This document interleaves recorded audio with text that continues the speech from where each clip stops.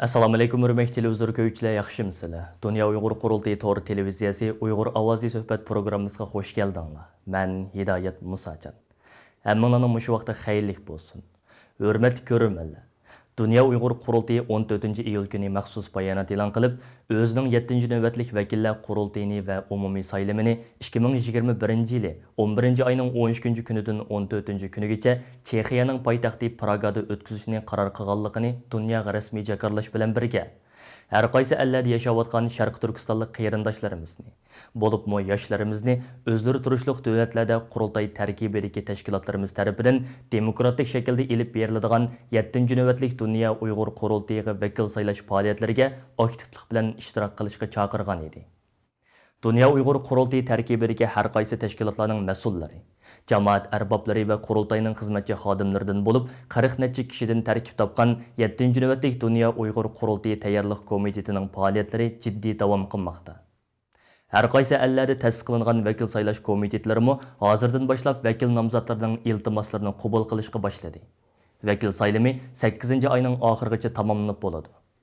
Bu navbatli qurultayga vakil saylash xizmatlari haqida sizlarni tafsiliy ma'lumotga ega qilish uchun bugungi suhbatimizga navbatda Turkiyada ziyoratda bo'layotgan 7-navbatlik Dunyo Uyg'ur qurultayi tayyorlik komiteti vakillar komissiyonining mudiri Turg'unjon Alovdin apandimni bevosita taklif qildik. Hurmatli Turg'unjon apandim, bugungi suhbatimizga qatnashganligingiz uchun ko'pdan-ko'p rahmat sizga. Sizlarga rahmat. Oldi bilan dünya musulmonlarining va jumladan Uyg'ur musulmonlarining qurboniyatini tabriklash bilan birga sizning mayitingizga muborak bo'lsin aka. Rahmat. Hurmatli Turg'unjon Alovdin apandim, endi biz xabarlarda Dunyo Uyg'ur qurultayining televiziyasidan berib kelyapmiz. 7-navbatlik Dunyo Uyg'ur qurultayi tayyorlik komitetining tayyorlik xizmatlarini jiddiy ishlanyapti. Hozir bu tayyorlik xizmatlari qaysi shaklda elib berilyapti, o'sha tafsilot haqida biroz ma'lumot berib o'tgan bo'lsangiz. Rahmat. Men oldi bilan sizlarning hayitini tabriklayman va shundaqla butun xalqimizning qurbon hayitini tabriklayman. Allah inşallah bundan qeydlarni kelgusi vatanimizda o'tkazishga nasib qilsin.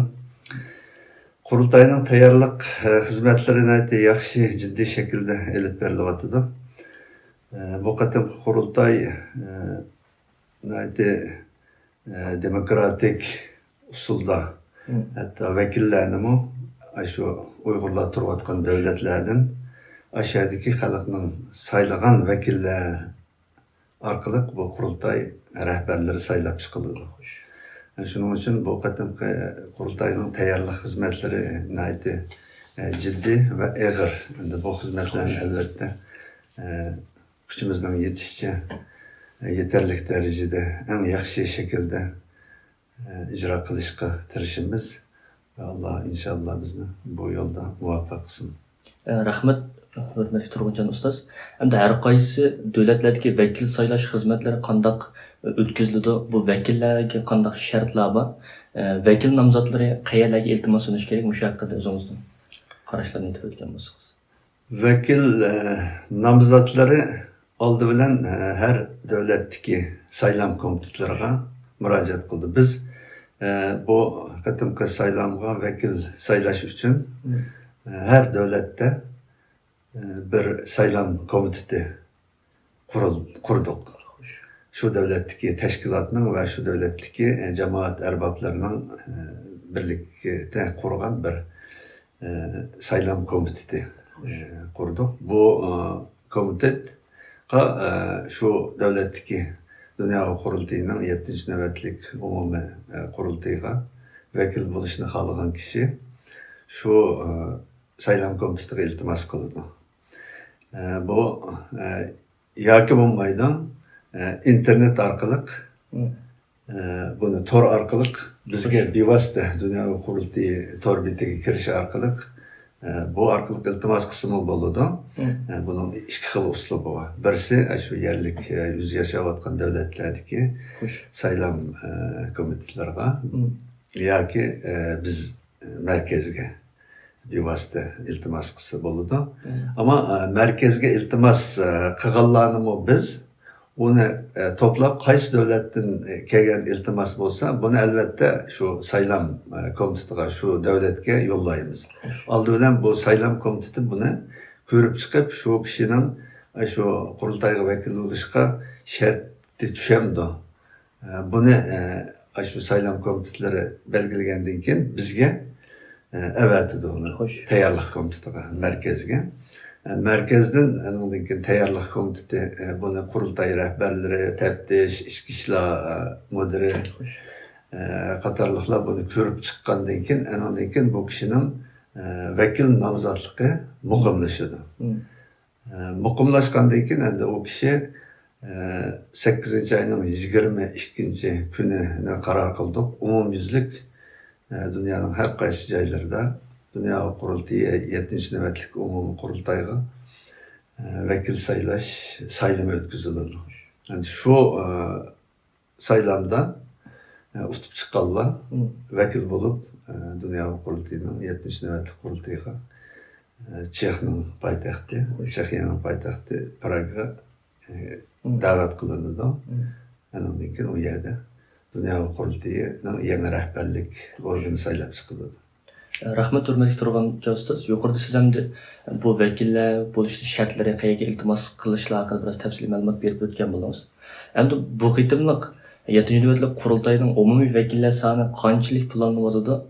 Buning ichida ayollar va bolalarning nisbati qanchalikni egallaydi bu haqida ma'lumot berib o'tgan bo'lsangiz. Rahmat. Biz bu qatimqi qurultayda eng az qurultay rahbarlarining ve vakil bo'lgan kishilarning az 3'te biri yoshlardan ve hanım kızlarımızın tarkib tepish kerak deb buni alayda bir shart qilib belgiladik. Çünkü bu dava uzun müddetlik ve kuch talab qiladigan, moddiy ve ma'naviy kuch talab qiladigan bir dava. Shuning uchun yoshlar yetishib chiqish kerak. Undan keyin bizning hanım kızlarımızdan bu davaga kiriş gerek. Elbette bizden halkımızdan yerimi hanım kızlarımız bulamı davada aktif rol eliş gerek. Şunun için bizden alayda bir şart kılıp bunu yaşlaştırış hem hanımlardan mı kiriş digende bir şart belgiliyor. Dünya Qurultayı'nın bu qatimqi qurultayga vakil bo'lish shartlari 13 xil shartni biz o'tirib qo'ydik. Yani onun en muhim şartlar Dünya Qurultayı'nın şu devletlerdeki şöbe teşkilatları Dünya Qurultayı'ga a'zo teşkilatlarının a'zolaridan ve şu teşkilatlarla hemkarlaşıp hizmet kılıvatkan kişiler o teşkilatta vazife almagan bolsunmu Dünya Qurultayı'nı himaye kıldıgan şu yerlik teşkilat bilen yaxşı ötüdüğün şu cemaat arasında cemaatke Uygur cemaatinin içinde o cemaatke hizmet kılgan, hizmet gösterken buluş gerek.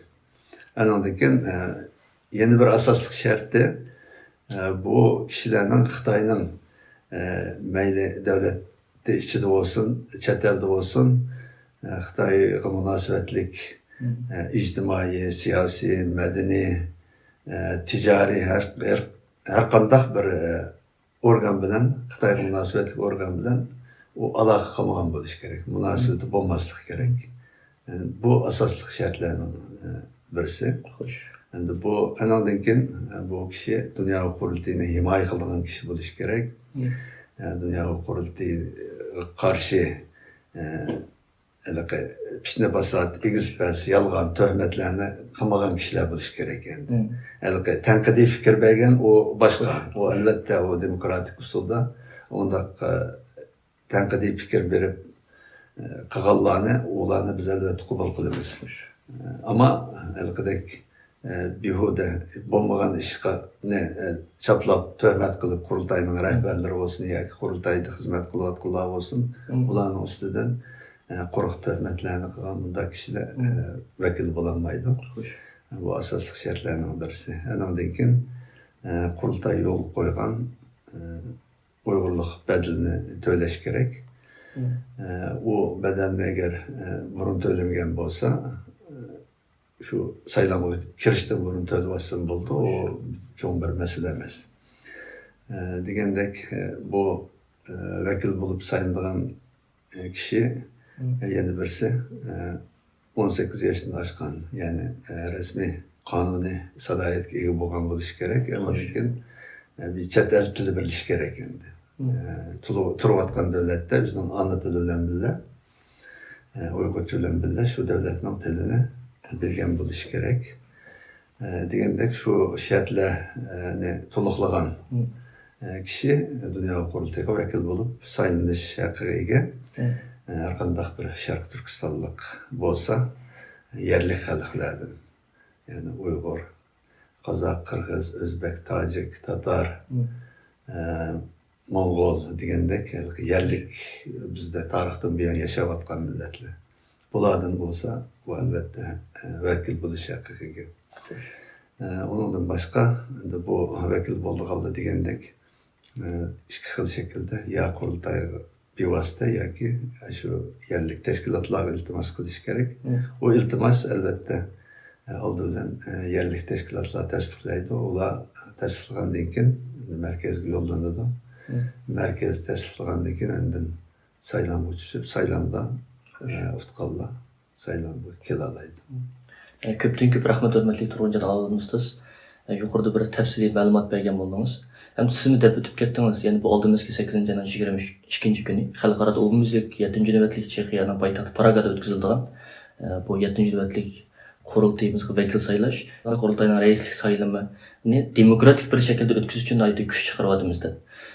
Mushundaq bir jiddiy xizmatlar elib berilayotgan mushundaq bir fursatda ekran oldidagi ko'rganlarimizga qanday yurak so'zlaringiz va oxirdagi shu yurak so'zlaringizni bugungi programmamizni oxirlashtirgan bo'lsak. Oxirgi yurak so'zimiz qarindoshlarimiz, biz bu da'vo bir muqaddas da'vo, chunki bu da'vo vatanimizda yashayotgan shu izilayotgan xalqimizning ozodligi, mustaqilligi uchun elib berilayotgan bir da'vo.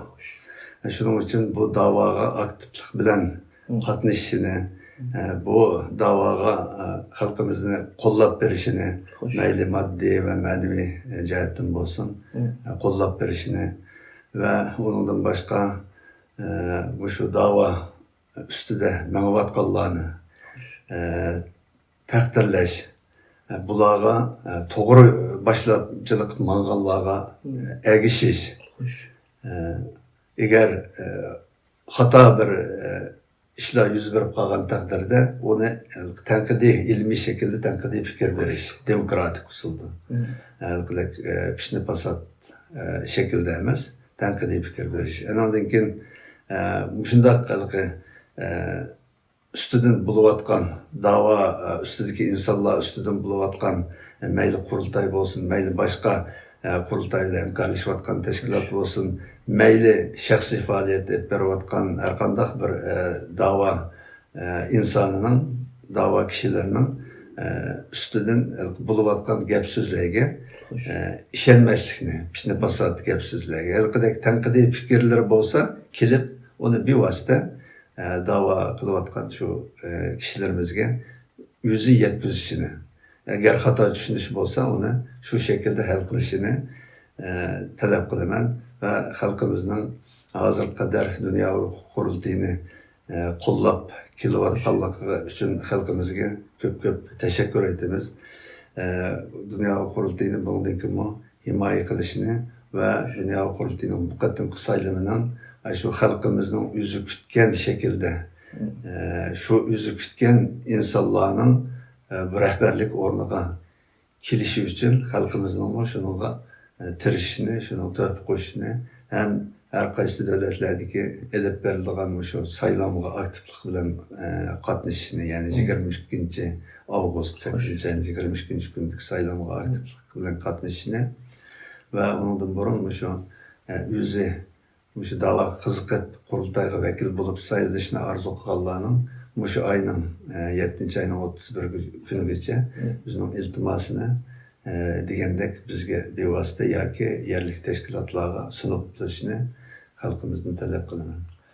Hurmatli Turg'unjon Alvim ustoz, bu qitim o'tkazmoqchi bo'lgan 7-navbatlik qurultay haqida qurultay ekrani orqali xalqimizga ma'lumot berganligingiz uchun va Turkiya ziyoratingizda alohida bizni yo'qlab chiqqanligingiz uchun tekrar minnatdorligimni bildirmay rahmat sizga.